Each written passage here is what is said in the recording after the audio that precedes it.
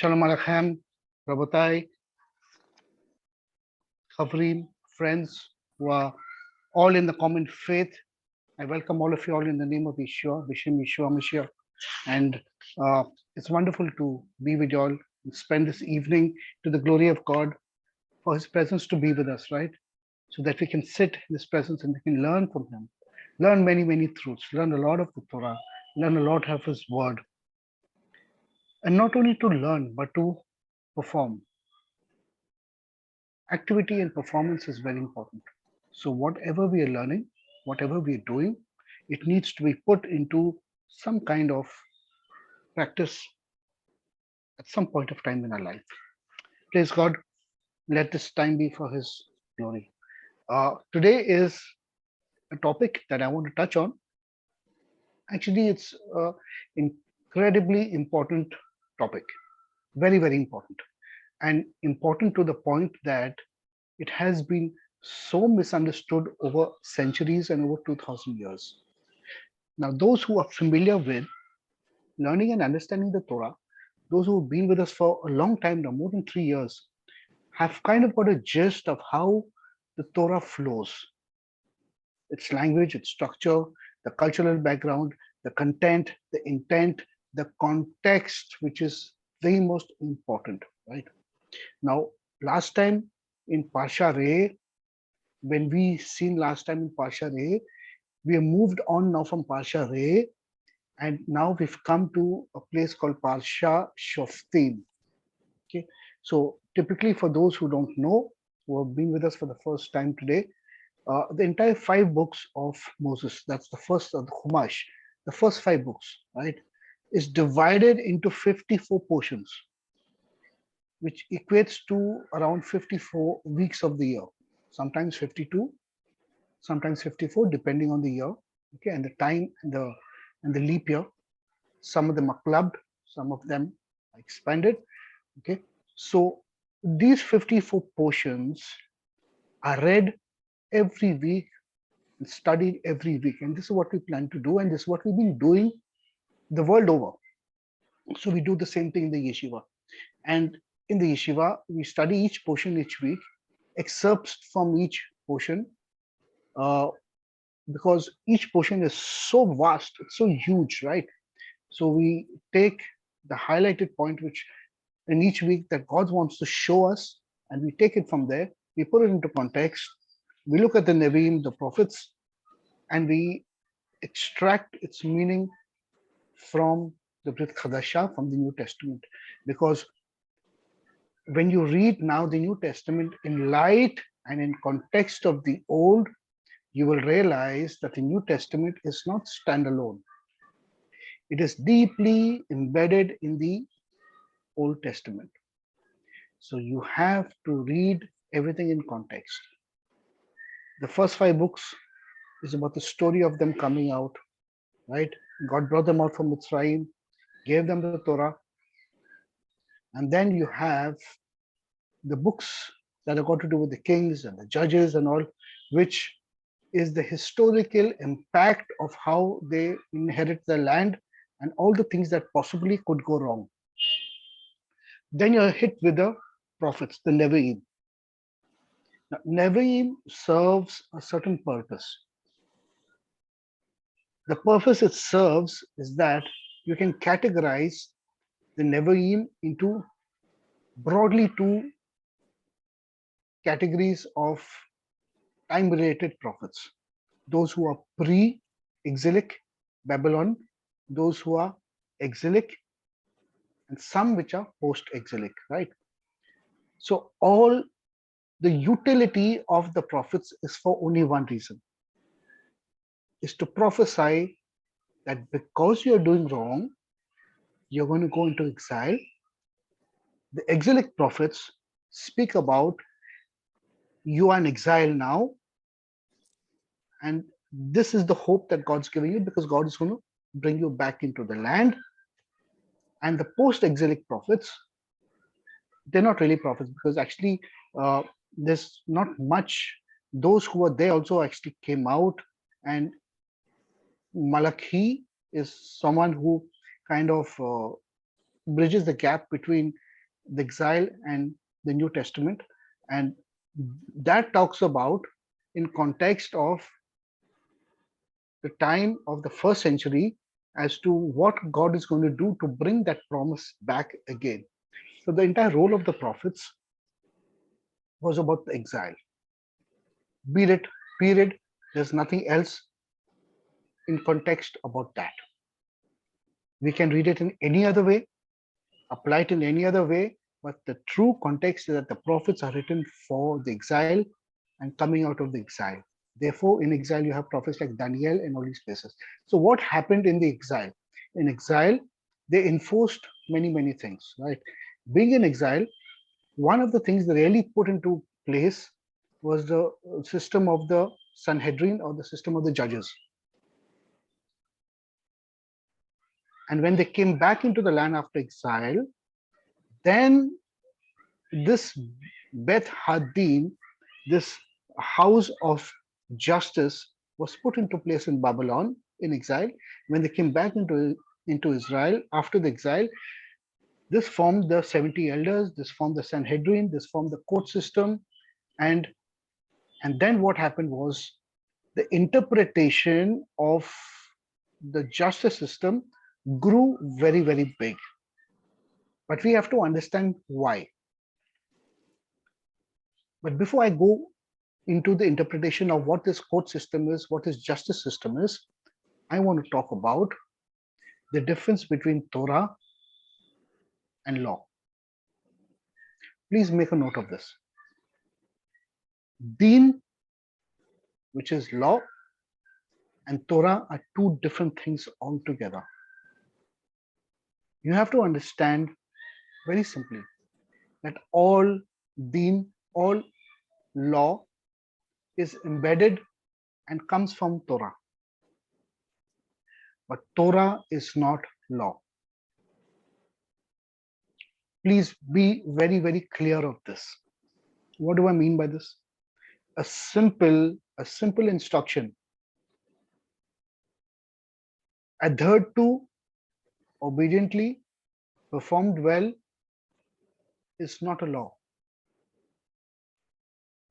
But when it's not performed well, when it's not adhered to properly, then it becomes a statute and a binding thing as to, I told you this, but you didn't do that. Therefore, this is your punishment. So tends to become legalistic. Why? Not because the Torah is ineffective. It's because we humans do not have integrity. We fail in every single angle. We fail on the most simplistic of living, and that's obedience.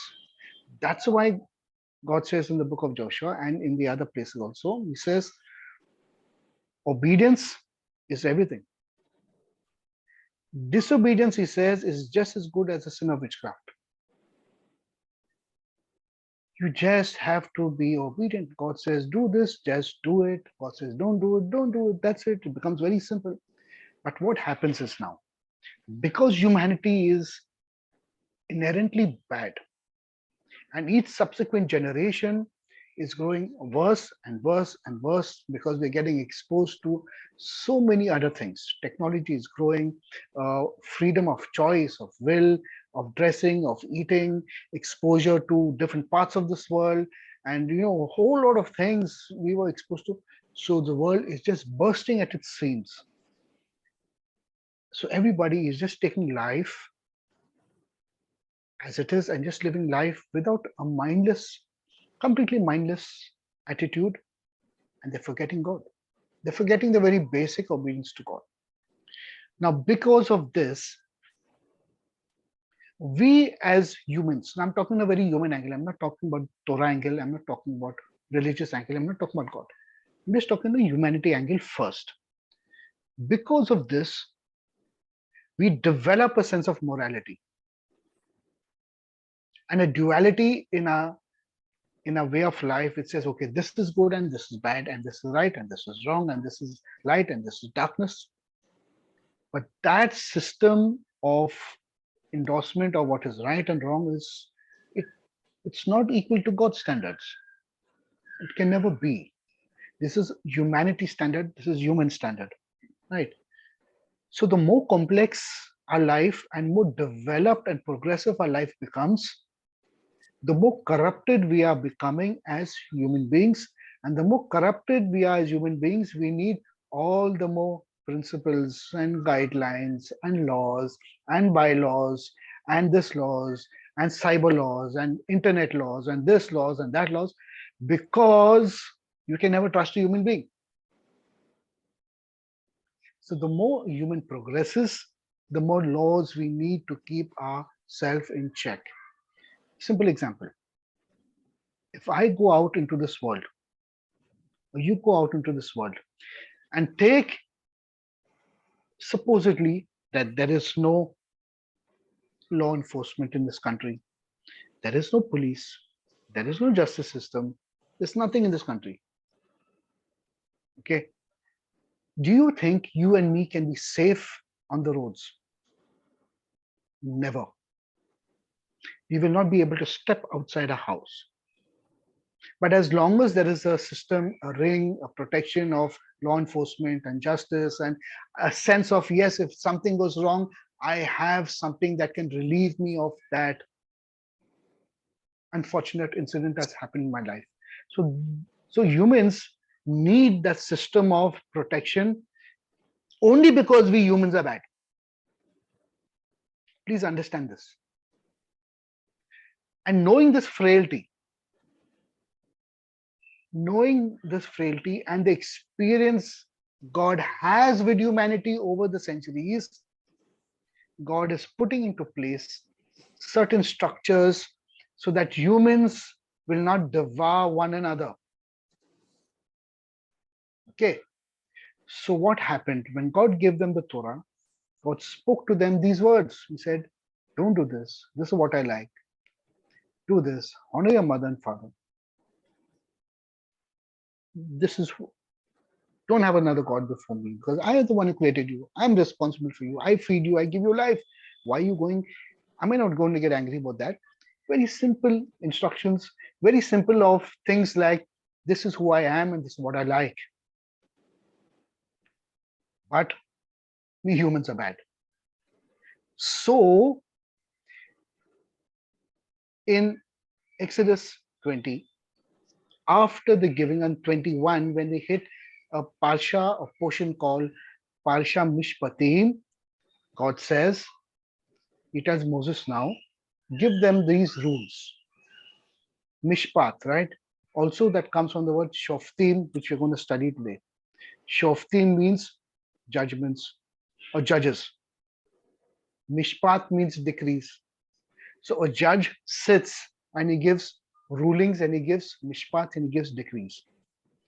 Now you will wonder that after giving the Torah on Har Sinai, why does God talk about decrees and rules? And if you read 21, 22, and 23 of Exodus, it's excruciatingly painful, because it talks about slaves, it talks about buying and selling people, and talk about this and that, and you're wondering what is happening out here, because we're not reading it in context. It's because God is saying that humanity is bad. Therefore, He's telling us, please put this ring of a judicial system in place for your own good. It is not an edict or a high command from God that you have to do this. No, God is saying, I'm telling you to do this, because if you don't do this, you're going to be bad for your own selves. You're going to devour one another. Are you getting what I'm saying? It's very, very important. This is very, very important. Therefore, Mishpat in 21, 22, and 23 of Exodus gives us a whole lot of ambiguous and really excruciatingly difficult verses and chapters to really, people tend to just overlook it and say, hey, what is this talking about, buying a slave and selling a slave? And when we come to it, we will expound it in the right way. But right now, let's concentrate on Shoftim. So please turn with me to the book of Devarim, Deuteronomy, and we're going to read from chapter 16, verse 18 onwards. Chapter 16, verse 18 onwards. Okay. This is Parashat Shoftim. And it says over there, the Bible that I'm reading may have verse differential because you're maybe reading the English Bible. So there will be an up and down with the verses because the bifurcation of and the Torah portions are very different from the Hebrew Bible. So please bear with me. If there is a differential, do tell me. Okay, verse 18 it says, Shoftim ושרתים תיתן לך בכל שעריך אשר אדוני אלוהיך נותן לך לשבטיך. Judges, now listen. Shoftim, judges and officers shall you appoint in all your cities, which the Lord your God gives you for your tribes. Okay? Vishaftu et ha'am mishpat tzedek, and they shall judge the people with righteous judgment. Okay. Then he goes on, you shall not pervert judgment, you shall not take notice of someone's bigness, stature, who he is, and you shall not take a bribe, for the bribe will blind the eyes of the wise and make righteous words crooked. And he goes on. And then he says in verse 20, he says a very, very important verse in the entire Torah. He says, Tzedek, Tzedek, tirdof le'ma'an tihaye vayirashat et haaretz asher Adonai Elohecha noten lecha. Tzedek, Tzedek, tirdof. Righteousness, righteousness shall you pursue, so that you will be able to live and take possession of the land that the Lord your God gives you. So if I want to look at this word tzedek, tzedek, righteousness, righteousness, it also could mean that if I'm pursuing righteousness, that means I have to also pursue justice at the same time. But without justice, hand in hand, I cannot be righteous. I can't. It's not possible at all. Please make a note of this. So what do I mean by justice? We all live our lives saying, oh, I'm okay. I have no problems. I don't have any legal problems. I don't have this. I don't have that. I'm a free person. I'm happy, go lucky. I live a good life. But the truth is, there are two levels of how a human can actually define what justice is in their lives. You may not have all these extracurricular issues around you, but in your heart, you're crying for justice. And that's far more important than the thing that is outside. So in your heart, if you're crying for justice, what do you mean I'm crying for justice in my heart? Because every night in your bed, you're weeping and your tears are your food and you're crying to the Lord, say, Lord, why is this happening in my life? Why is this happening? Why is my daughter sick? Why is my son not studying? Why is my this one a drug addict? Why is my husband doing this and doing that and doing that? Why me, Lord? Why am I victimized? Why is my life like this? I feel so belligerent. Lord, why? I want justice in my life. I'm crying to God. At the end of the day, my heart is about, Lord, I want to feel that I am cleared of all this. Okay, if I do something wrong, Lord, I done something wrong, forgive me, that's my sin. But besides that, I'm also crying to God, say, Lord, do I deserve this? Look at this. I have given so much to this job of mine. I've worked so many years in my life, but the other people have come and they've been favored, they've got a better salary, got better. And what about me? Give me justice. We experience this in all our lives. So this cry of each one's heart, sometimes it's a small thing. We tend to say, okay, let it be, let it go, let it go. Sometimes it's big. It affects our life, it affects our life system, it affects the way our life, moves around in time, it affects us monetarily, whole lot of stuff, our family, big issues. Then I need justice, right? So who do I go to? Are our leaders of that stature? Are our pastors, leaders, all those people in the church, are they of the stature like how these people were of that wisdom to sit, to listen to you and to give you justice? In today's world, I have to say the answer is no. because we have gone 2000 years down the line and we have become more and more without integrity. We are not like our fathers and forefathers. If all of us remember, we all of a certain age group, right? A certain generation. We look back at our grandfathers and we see our grandmothers and grandfathers. They were old, but they had some kind of wisdom.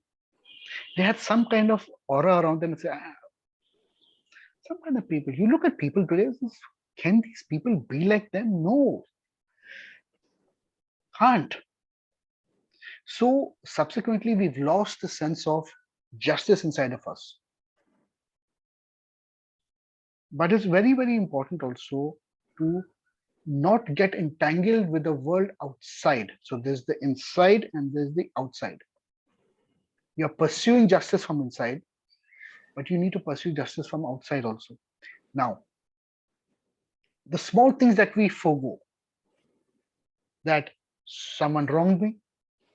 If I've met a lot of people from different congregations, oh, I don't talk to that person in my congregation. Why? Something happened. Come on. We have to deal with these issues. We have to bring it to a boil and we have to bring it to a nil. We have to sort out the issues. We cannot live with these issues between ourselves. It's not advisable at all. Yeshua says, you're giving a korban. Before you go to the altar, go back and sort out the problem with your brother. You cannot come to a congregation, to a church, and take communion, be part of be part of the choir, and do all the work, and yet not talk to one single person in the church because you bear a grudge for the last 5 years. It is not possible at all. It is not possible. So the heart of every human being, the basic instinct of every human being is to find justice in their heart. You will see relationships that I live in a different city, but my relationship with my mother is not good, or my relationship with my father is not good, or my son is out there, or my daughter's out here. We are messed up, completely messed up. But this one verse says, Sedek, Sedek Tirdof. Righteousness, righteousness shall you pursue. You will run behind it. Now, the word Tirdof comes from the word Radaf. Radaf is also the modern Hebrew word for literally used for obsessive compulsive disorder in modern Hebrew. Do you know that? Radaf, Tirdof. That means I will not let go until I find justice, because it's not only me, but it's you also involved in this. No matter what the consequences we have gone through, but we have to come together in love and sort our differences out, forgive, and close the chapter. We cannot leave anything open. If you leave things open, and if God decides to close it for you, there's going to be terrible pain. That's why he's saying out there, righteousness, righteousness, you shall run behind, you shall pursue it. It is our duty to pursue it. It should be part of everybody's nature. Do not turn your face away and say, let it go. I'm not interested. I'll never forgive. I will never talk to this person. I will walk away from this church. I will never attend this church again. That's not the solution. This is on a personal level, right? On a bigger level, when God realized Israel that humanity is never going to get it. So he told Moses, he says, Moses, do one thing now. Please set up a court system, a hierarchy, so these people can alleviate their sense of justice within themselves. If they don't, they will start sinning. That is why Moses used to sit from morning to night with all of them. And his father-in-law, Yethro, used to say, Moses, what are you doing? He says, I have to. So what was Moses doing? Literally, what was he doing? So let me now talk about Torah. I take a simple instruction and I tell all of y'all, okay, this is the instruction, we have to follow it. Most of us will do it, okay, Mark said it, let's do it. Some will say, why do I have to do it? Some will rebel against it. They'll say, I don't need to do this. But the duty is that if it is said, be obedient. If you have to question it in love and take an understanding of it. Don't rebel. Now, when they would come to Moses and say, Moses, you told us to keep the Shabbat, Moses. Okay, God told you to tell us to keep the Shabbat. Please explain to me, how do I keep the Shabbat? Now that simple instruction, Moses saying, okay, you can do this and do this and do this, has become not only instruction, but it's become binding.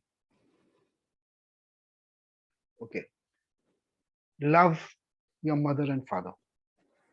Moses, you're telling me to love my father, but do you know what my father is? He comes every night drunk to the tent and he hammers my mother and he hammers us. Look at this, look at this, and look at this. You're telling me to love him? Please tell me, how do I apply this Torah to my life?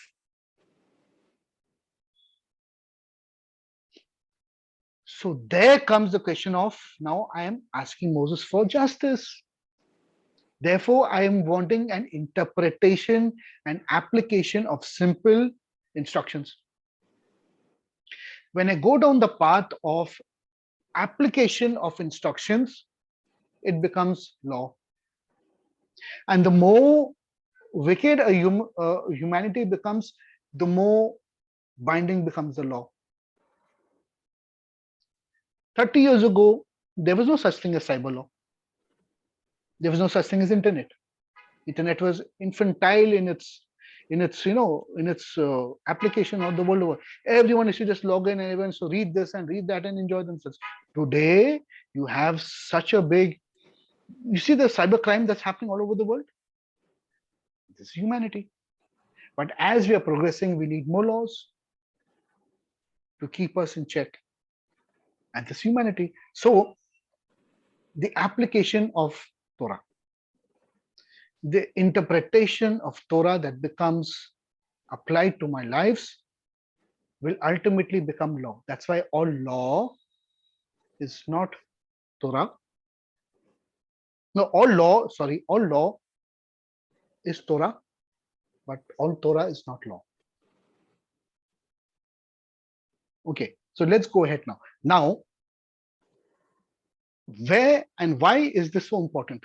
Okay, so tzedek tirdof le'ma'an tihayyeh v'irashat et haaretz asher Adonai Elohecha noten lecha, and see the words, righteousness shall you pursue, so that you shall live in the and take possession of the land that the Lord your God is given for you, for your own good. The word lecha, noten lecha, given to you, is if you do this, you will benefit out of it. If you don't do it, you're not going to benefit out of it. But you must have the ability to tell yourself, I want to pursue justice in every single way of my life. If I leave this out, I am not righteous in the sight of God. The small things and the big things together. Very, very important. Okay. Then he goes on to say, then in this chapter, he gives a whole lot of things, a whole lot of instructions, which I'm not going to be able to go through with all of you all. Please read chapters 17, 18, and 19, which is Parashat, Shoftim. Okay. And it talks about witnesses and people dying and, murdering somebody and the witnesses that are needed, all justice. But most importantly, says, appoint justices, Shoftim, judges, Shotrim, law enforcers. Okay. Shoftim v'shotrim titen lecha bechol, you shall appoint in all your cities. That means those who give who take the Torah, tell you how to apply it, and then those who enforce the law. The judicial arm, the law enforcement arm, for the good of the people. So I was studying this. I don't want to go more into this Parashat because it goes into very heavy midrash about do this and don't do this and do this and don't do that. But when I was studying this, I was taken to a place in the New Testament in the Brit Chadasha. Please turn with me to the book of Corinthians, 1 Corinthians chapter 6. And we're going to read something. Now you will understand how Paul is getting from where is Rav Shaul getting his theology from. How is he bringing so much from the Old Testament into the New, but he's not bringing the complexity of it. He's bringing the essence of it, but he's bringing it in a very simple manner so that you and me can understand, because he does not want to put the complexities of it into our lives, because he knows that it's become very complex. And Yeshua himself said, you'll have made it too heavy. It's become too complex. Although he was fighting against that complexity of that law that came from Torah, but he also understood that is the result of the human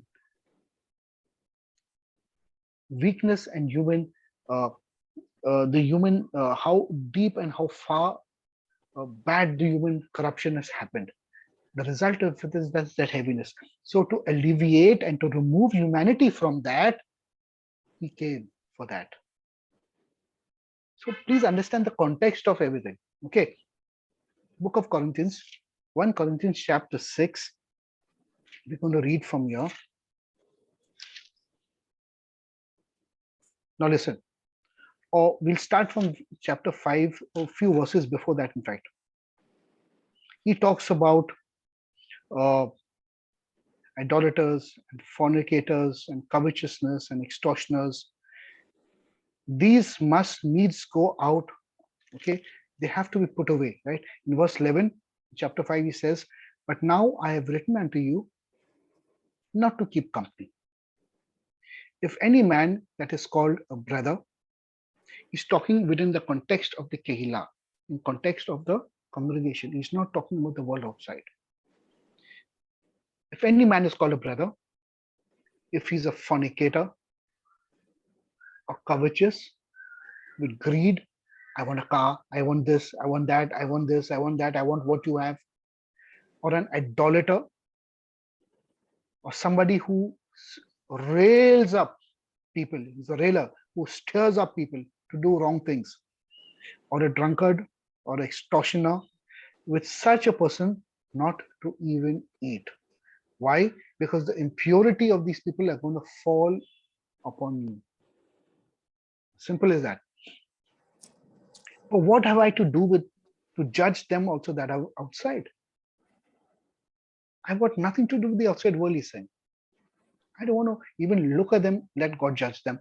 But you and me, who we are called brothers in the faith, please do not ye judge them that are within, but them that are without, God will judge. Therefore, put away from among yourselves that wicked person. It's very, very important.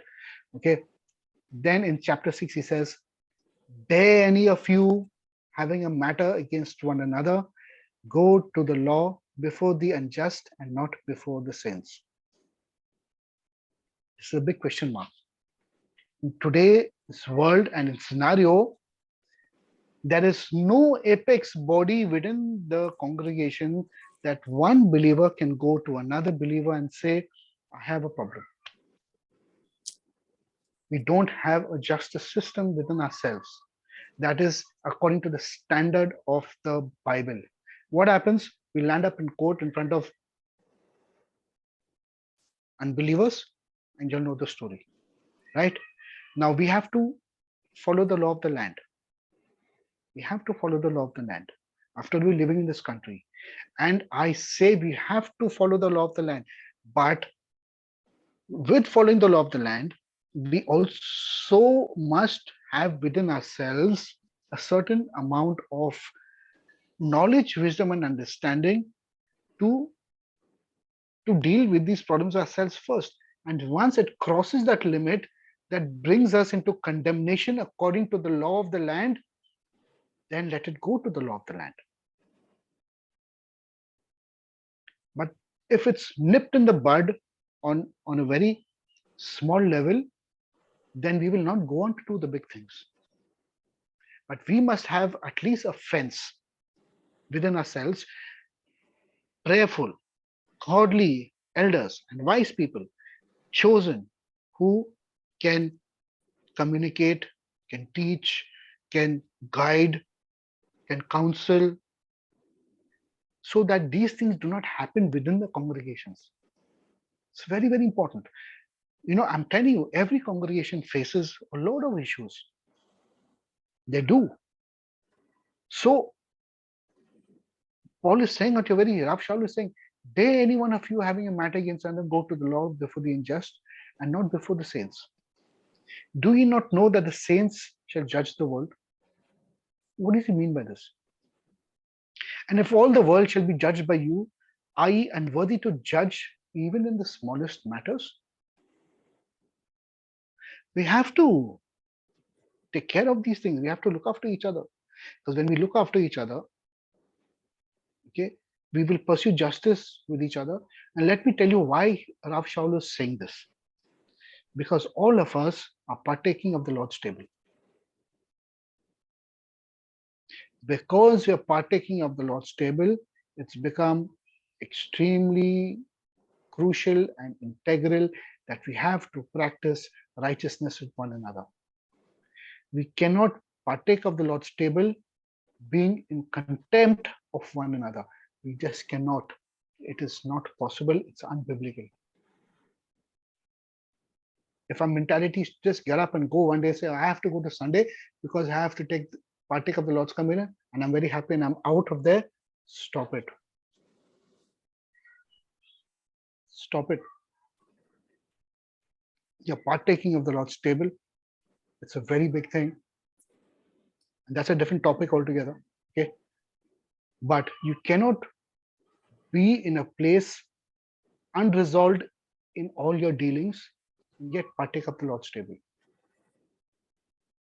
This is why Paul says when you partake of the table unworthily, you will face death, sickness, misfortune, fallen of grace, fallen of stature, all the things will happen to you. Because you're partaking of the table unworthily. Know ye not that we shall judge the angels? How much more things that pertain to this life? So he's saying in very simple words, we have been given the ability to sort out problems between ourselves. Don't look to God. We have to do it within ourselves. We have to look at each other in kindness and say, okay, I understand where you're coming from. I know why you've done this. And I know why I reacted like this. I've done this and done this. I'm sorry. It was my intention. I was bad and I wanted to defraud you. So I've done it. Please forgive me. But I will restitute back and I will do this and this. Sort your problems out. This is what Rav Shaul is saying. If you don't sort your problems out, then you're going to go outside into the world and then the worldly system is going to tear you to pieces. And this is what Yeshua says, don't take something which is holy and throw it to the dogs. They will tear it.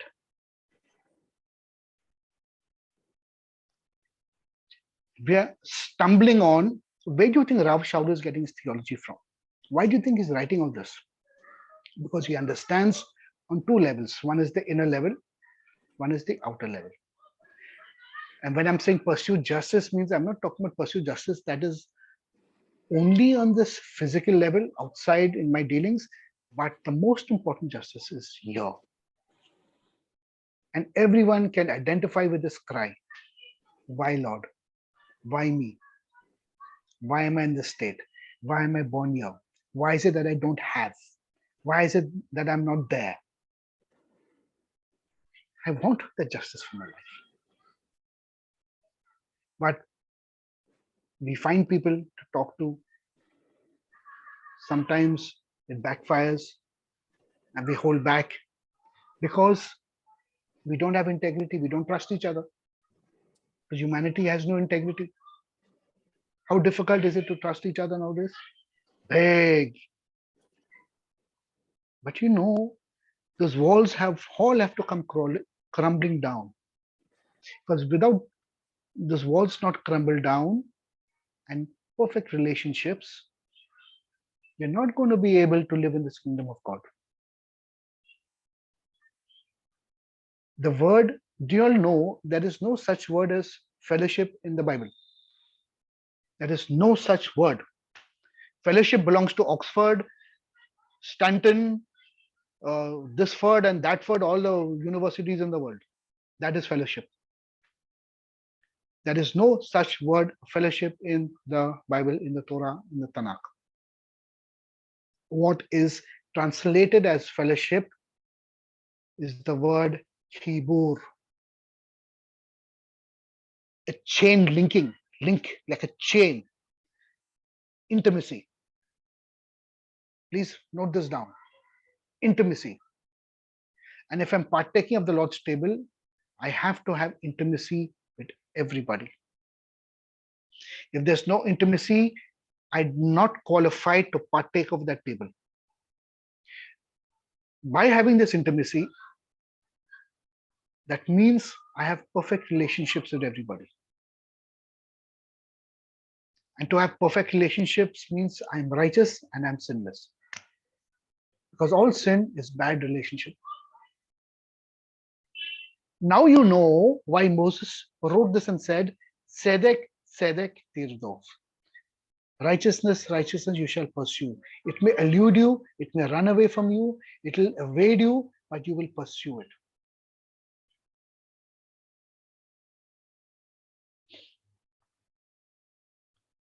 Then he says in verse 6 in Corinthians, he says, I speak to your shame. Is it so that there is not a wise man among you? I have seen preachers across the globe for years talk about everything in the Bible, but they will never talk about these 5-6 verses of Book of Corinthians. Tell me when the last time you have heard anybody speak about this 5 verses. Never. Because no one wants to take the responsibility and say, okay, I want to pursue righteousness. I encourage you to do it. I encourage you to open up and bring out a situation and let's pursue it. Because we don't trust each other, and those people who are there saying, I know I'm not, I don't want to be getting too involved in that because I'm not confident.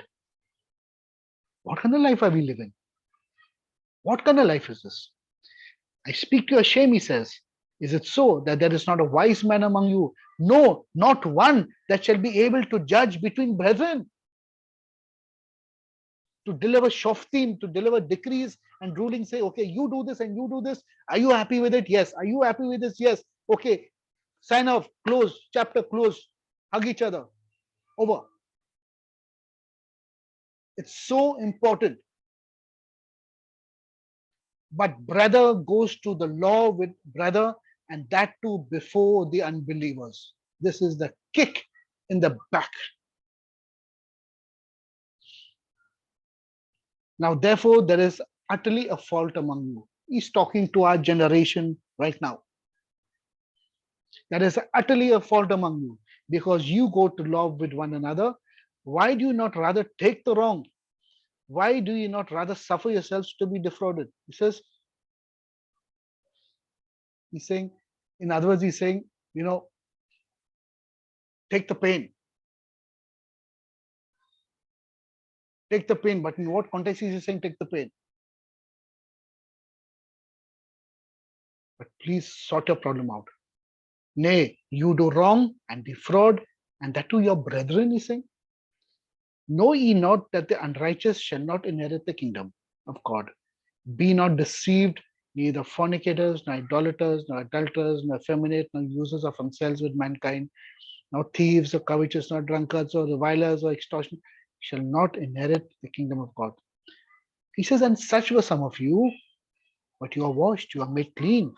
You are supposed to be in the process, sanctified, but you are justified in the name of the Lord Jesus and by the Spirit of God. What happened?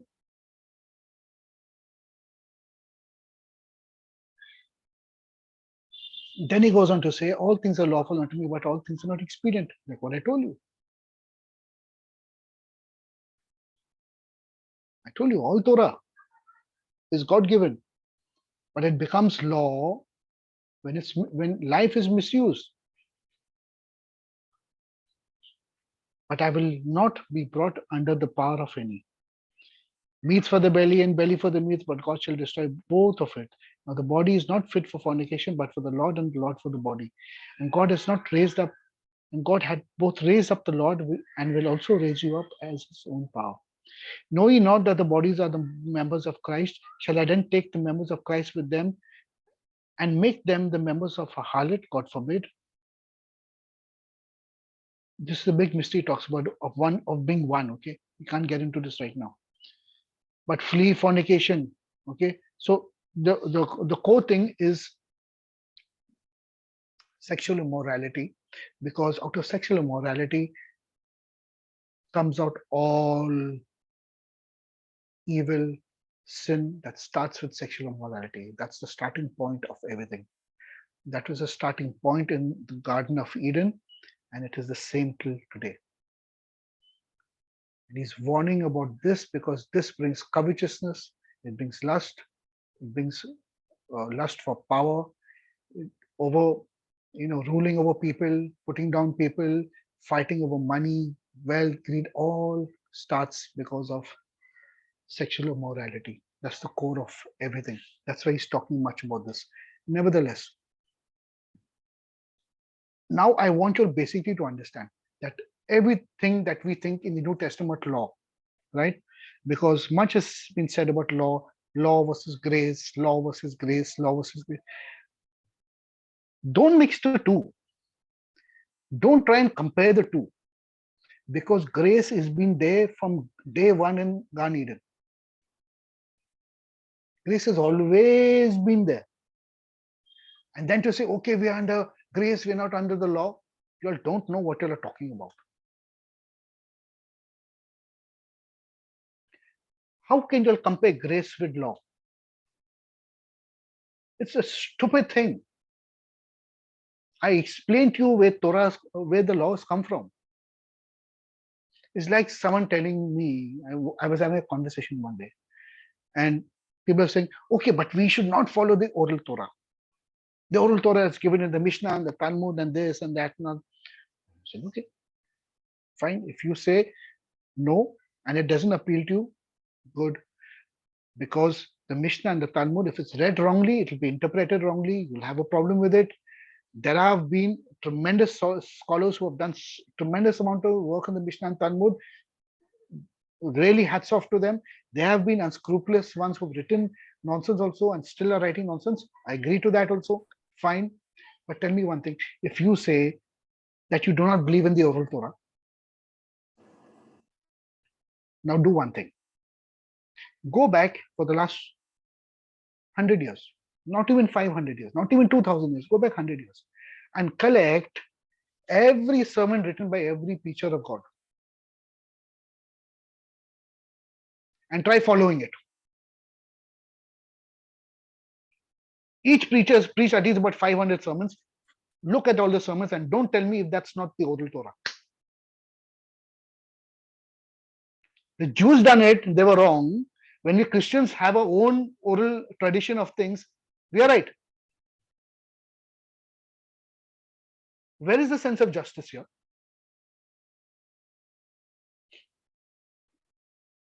There's no sense of justice. Therefore, to be reasonable and to understand what we are doing, it's very, very important to understand New Testament, because the New Testament, everything that Rav Shaul says, Paul, is based on the halakhic ruling of the Torah. You'll have to understand this. The only thing is giving you a complete watered down version of it because he does not want to give you the complexity of things. And he's telling you do it for your own good. But he's also chastising. He says, he uses very strong words. He says, let me come to you, he says. And those who are not listening, no, I've already judged you, he says. And I've already thrown you, I've delivered this one to Satan for the destruction of the flesh. I have already judged you, Rav Shaul said. So it is in our power. It is in our power on the small things in life to look at each other and to justify one another. It's our duty. Because if I don't do it, no one's going to do the same thing with me. If I know I may not know I'm doing something wrong, some very small a thing that is wrong. And if someone at the side of me is looking at me and saying, hey, Mark, once again, I think this is wrong. Do you think you need to do this? You're right. Okay, let's not do it. Oh, I've done it. I'm sorry for it. Don't do it again. We uphold each other. We have to use every possible way and tool of pursuing justice and righteousness. Everything. If we don't do it, the small thing will become a little bigger. And that little bigger thing will become way bigger. And that way bigger thing will become so big, you'll find yourself out, thrown into the wilderness one day, and you're saying, Lord, please help me. God is looking at you and saying, you didn't follow righteousness. The zeal of following righteousness has to be in each one of us. The problem is that we are mindlessly just saying, not interested. Why? Because we've been taught, oh, Jesus has done everything in life. I don't have to do anything. Oh, really? Write yourself a big license in gold plating or there, put it into a big frame and put it on the thing saying, I'm righteous because Jesus is my righteousness. Don't have to do anything. Jesus said, I never knew you because you never followed righteousness. Depart from me, you ones who are lawless, who do not follow the Torah. I never knew you, Jesus is going to say. So keep this in mind, okay? Keep this and let's develop in all our hearts, in our mind, in our walk in life, that don't neglect the small things. Like we learned in Parashat Ekev also. No, do not neglect the small things. The small things are equally important. There's a synonym in Hebrew called Gizra Sheva, equal weights. Don't think because it's small, it doesn't weigh the same as something that's big. It weighs the same. Don't think it's cotton and it's not going to balance out 1 kilo of gold. Because it's cotton, it's going to balance it out. Even the small is important. Follow righteousness. Very, very pursue it, run it down till you catch up with it, come out the other side, friends. And this is what Shoftim is. And because, let me reiterate, because of the state of humanity, God told Moses to set up the court system and justice. It was not God's intention to do that in the first place. Being very clear about this. But God gave them the edict to do it for your own sake.